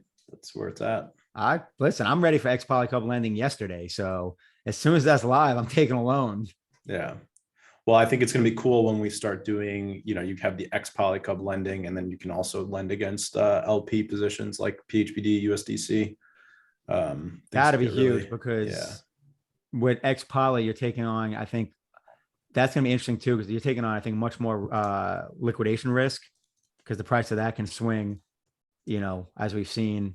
And, obviously volatility should shrink with all the new mechanics and the new vaults, but still, it's not hard to see a 20% drop just like that, just from like one whale liquidating and all of a sudden like fucking everyone's loans get owned. So here's the question, Cal. With a collateralized loan, where is the lending proceeds coming from? That's a good question. There's different models. So Addicted actually put up a pretty interesting post, probably like over a month ago, something like that. Nifty Phil just said, will ex PolyCUB lending mint synthetic tokens? So that's kind of where things start to get interesting because there's a few different models, and I was talking with Addicted about it, and we're thinking that potentially the best solution will be, because we've already got this built out, so we're thinking the best possible solution would be to implement two of these models and have a limitation on it. So essentially do an MVP rollout of these two models and see which performs better, and potentially just leave both running and then raise the caps. So very similar to ThorChain, basically release it, have a cap, and then raise that cap over time as things get smooth and we work anything out that we need to. One idea is to basically lend synthetic assets that are backed by assets in the treasury. And the cool thing about that is that essentially then the treasury is earning yield on those assets that it already holds, and then it's able to lend them out at a low APR. And since it's lending them out synthetically, it's still earning that original yield. And then if it charges, a 1% interest rate or a 2% or whatever, it's also earning that interest rate. And this whole 180-degree move in PolyCUB that we're doing with these new vaults, the V2 movement, is all based around value accrual. So with anything that we do, and with collateralized lending, it's all focused on value accrual for the treasury. So obviously with lending, we want it to accrue the most value possible. We want to maximize that value accrual potential, and synthetic assets seem to be the best way to do that. ThorChain is doing that too. The question with the synthetic asset comes into play, which is you need to have liquidity. So people don't want a synthetic asset. They want the native asset because that's what you can do stuff with. So where things start to get interesting is that with this new move to this multi-token wrapped bridge, and you can kind of, I would check the docs in like 24 hours. There's going to be a bunch of updates pushed to it. This move to the multi-token bridge asset system is that we now have the ability to create synthetic assets, because those synthetic assets are things like PHBD. or at least they have the potential to be synthetic, where basically we can create PHBD and back it by USDC held in the treasury. And this is just an example. So this is something I've been playing around with Addicted and a few other people, just kind of brainstorming what this could look like, where essentially you issue a certain amount of PHBD, for example, and for like, let's just say that you issue 10,000 PHBD for loans. That 10,000 PHBD might not be backed by actual HBD in the Oracle, but it could be backed by 10,000 USDC in the treasury. And that treasury backing that 10,000 PHBD, essentially you just created 10,000 synthetic PHBD.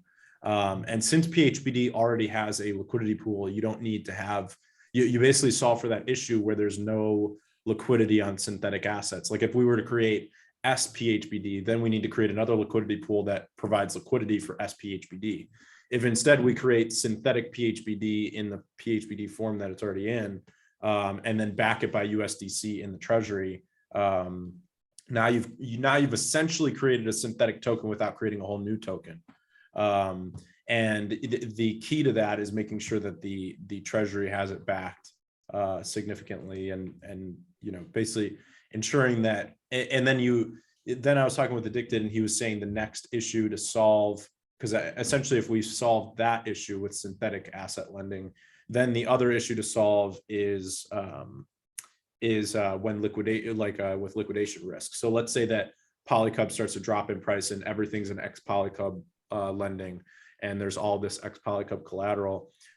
Someone or just the market could cause a cascading effect on the price, which is where the price drops 50% and then a bunch of loans get liquidated, which means that the treasury now holds a big bag of PolyCUB that it just liquidated all these loans from, and now it doesn't know what to do with all that PolyCUB, because if it just dumps it back onto the market, then you add to that cascading effect. So this is the next issue to solve, which is this cascading liquidation crisis. And we actually saw this on MakerDAO in a very big way, where millions and millions of dollars were caused this cascading effect on Bitcoin. And that was like back in March 2020, if you want to read about the Black Swan event for MakerDAO, where all these vaults got liquidated. The solutions that we've been brainstorming are a few different things. One is to add basically a liquidation window where it slowly uses a multi-day average feed price. So basically a moving average to determine when your vault gets liquidated. That gives the user time to add more ex-PolyCUB or to pay back their loan and obviously take away liquidation risk. So that's one solution. The other solution is that when loans do get liquidated, where does that PolyCUB go? Does the treasury sell it on the market, or does it deploy it into bonds and then bond it into the market? And I think that is a core mechanism, I think, to solve that Black Swan event, which is rather than dump on the market and create that cascading failure, you actually just deploy them as bonds, and then people bid up those bonds. So in my opinion, when you combine the moving average rate for liquidations and then combine that with bonding the assets that do get liquidated, I think that you solve this Black Swan event issue. But obviously it's going to take a lot more brainstorming, which is another reason why we should launch it with caps and have ex-PolyCUB lending with caps and keep moving those caps up as we make progress. Yeah, I can tell you as a user, the only thing I care about is getting collateralizing my ex-PolyCUB and getting out USDC. Right. Whatever happens in the middle, don't care. Right. Another model that I think is simpler is you just you incentivize people to contribute USDC or whatever into a lending pool. And just the yield from the loans finances the lending pool. Yeah, but then you have in those cases you have potential risk. If some whatever liquidation mechanics you have, if they end up depegging, then you could have lost capital. That's something that I was thinking about when it comes to PHBD. Like, you know, when it comes to stable coins, you know, we've watched HBD and hell SBD over the years, and I wouldn't say it's exactly very consistent with staying pegged. So that's something I was thinking about in regards to just, you know, stable pools, stable only pool based off of, you know, PHBD being one of the coins. I'm just like, I don't know. I'll put my money in it. I don't know if I'm putting anyone else's money in it that I'm responsible for, because I just don't trust the HBD peg. It's definitely better now with the stabilizer. You know, it's 100%. automatic arbitrage. And the that 20% might, APR. I mean, that is a given. You know, if you assume HBD dropped to 90 cents, I think a lot of whales would buy it up knowing that it is a stable-ish coin and stake it for the 20%. 100%. And I mean, I would be one of those people. So I think it's just more so, just, you know, more history. So far, it looks like everything's working well, but more history. I got a question, and maybe I'm confused. So people are saying when bonding, and I was under the impression that bonding was off the table. No, yeah, it's a funny question. We talked in our preamble about it. Bonding has been moved to be behind this V2 launch. So after the launch of PHBD, it kind of changed the way we looked at the entire platform. And you know, we've probably spent half of this podcast talking about the V2 change. So that change is going to bring a lot more stability to PolyCUB. It's going to bring a lot more liquidity. You know, every dollar that gets pooled on the platform is essentially going to be added to PolyCUB trading liquidity. Then you've also got those 5 value accrual mechanisms that I talked about, which essentially drive revenue into the PolyCUB treasury and buy PolyCUB off the market every month and put it back into the liquidity pool rewards. So with that massive change, I mean, that's like a full 180 in the way the platform works right now. We're essentially getting rid of kingdoms in the long run and migrating to this V2 vault setup. The idea is that then once a sufficient number of these V2 vaults are in place, then we go for bonding and we release it. Because I think bonding will be a lot more powerful when all these V2 vaults are in place, or at least a large number of them are in place. Cool. No, thanks for the clarity. I must have reread something wrong. I thought I just got completely pulled off the table. Oh yeah, it's still there, and I do think it's going to be a lot more powerful with these V2 vaults in, especially because revenue earned can buy PolyCUB and then put it into bonding from things like PHBD, pHIVE, PSPS, PLEO, PRune, PLuna. Yeah. So we've been going a while here, but I got one last question for you from CFL Closers. What happens to all our money if Cal retires? Who's in charge? That's the cool thing, is that governance. So like we were just talking about with collateralized lending, right? There's these different models that we're playing with. These different models are going to be decided, you know, what gets implemented is going to be decided by the governance, the PolyCUB DAO. So I've been really excited about the governance launch for a lot of reasons. I think it's super underrated in the community how big of a deal it was that we had our first governance vote, because that governance vote leads us into the future for, you know, PolyCUB, CUB, and Leo, which is that now we've got the governance contracts and we've got the governance basically, you know, utility added to the community where everyone can vote on what happens. So essentially what I'm working on is talking with different people like you did, to work out different models for collateralized lending that make sense and write proposals for them. So there's proposals being written for how collateralized lending should work. And once those proposals are written, let's say we have 3 different proposals for different implementations, then we put it to a governance vote and ex-PolyCUB holders decide which model gets implemented, or if we do go with this model of implementing all 3 or all 2 of these models and implement them simultaneously with a cap, and then essentially take that cap and raise it over time and see what works. And And all of this can be done via proposal voting. And that's kind of, you look at Hive and there's some issues with the proposal voting, but there is proposal voting at least. And that's where PolyCUB is at now, where every major change is proposal voted, and it's pretty cool. It's a cool future to see that the DAO can now control all these different things. And it adds massive utility for PolyCUB, because if you want the platform governed in a certain way, if you want yield driven into, if Neil drops $100,000 worth of SPS into the PolyCUB -SPS pool, and then he wants the yield to be 150% APR, he can buy up a massive X PolyCUB stake and just vote that yield to the moon. So it's very interesting. And yeah, I think governance, the governance setup is just going to bleed more and more deeply. So it's just going to keep getting, more and more of the control is going to be moved into the DAO to be governed that way. And Leo will, and we've talked many times in the past about Leo's governance structure, and that is the way that Leo is moving as well. All right. So the short answer is, when Cal retires, Leo Alpha is in charge. I'm sorry, one Alpha. One Alpha.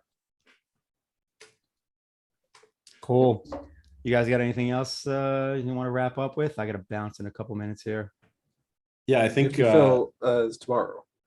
Yeah, I think Nifty Phil's question is a good one to wrap up on, and that is that you will be wrapping up your Hive tomorrow. So we've got, I talked about it at the beginning, but we basically had to move the pHIVE launch to tomorrow. So this is our pre-pHIVE launch party, and we'll see pHIVE go live tomorrow around 10 or 11 a.m. Eastern. Because we just had to queue something in the time lock, and obviously we got to wait for that. So pHIVE tomorrow. So get your liquid Hive ready and provide liquidity. And if you're wondering why you should, provide liquidity to pHIVE-PolyCUB, there's going to be a post talking about the benefits of it. As a user, you're going to be earning some large APR that you wouldn't be able to earn on just native Hive power. And then obviously as a Hive ecosystem member, you're going to want more Hive liquidity for some of the reasons that we'll outline in that post. It's going to be really beneficial for Hive and onboarding a new generation of users. And then as a PolyCUB holder, you're going to want to add liquidity there, because obviously every dollar that gets added there is another dollar for PolyCUB trading liquidity. Right now we're at 300,000, and I think after pHIVE launches, we'll easily be at 400,000 or 500,000 within 24 hours, and then it's going to keep going from there. And then as we move from there, we're going to see basically PSPS and all these other pools. And then obviously you've also got the value accrual, 5 value accrual mechanisms that we've talked about. So Heck yeah. My Hive power down can't come soon enough. Ready. Cool. All right. So we'll catch you guys next week. We're doing Tuesday, or yep, we'll see you next Tuesday. Okay. Guest appearances. All right. Tuesday for the AMA/roundtable. See you guys next week then. All right, guys, be good. Thanks, everybody.